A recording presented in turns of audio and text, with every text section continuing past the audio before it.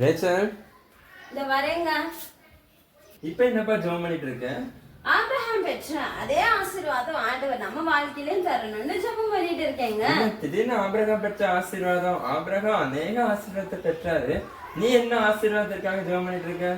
ஆண்டவர் ஆபிரகாம பார்த்து பூமியின் வம்சங்கள் எல்லாம் உனக்குள் ஆசீர்வதிக்கப்பட்டிருக்கோன்னு சொல்லியிருந்தாங்களாங்க.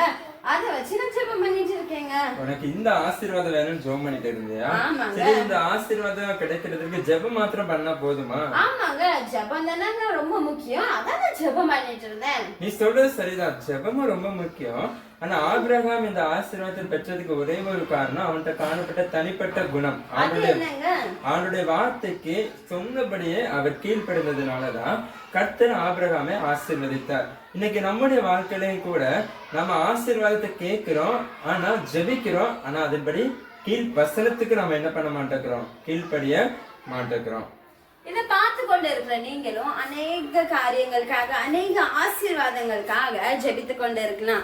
ஆனா ஆபிரகாம் கிட்ட இருந்த கீழ்ப்படிதலான குணம் நம்ம கிட்டயும் இருக்க வேண்டும். நம்ம ஜெபிக்கலாம், ஆனா கீழ்ப்படிதல், கர்த்தருடைய வார்த்தைக்கு நம்ம எப்பவும் கீழ்ப்படுகிறோமோ அப்போதான் ஆண்டவர் நம்மளை ஆசீர்வதிக்க முடியும். சிந்தியுங்கள், கர்த்தருடைய சத்தத்துக்கு கீழ்ப்படியுங்கள். God bless you all.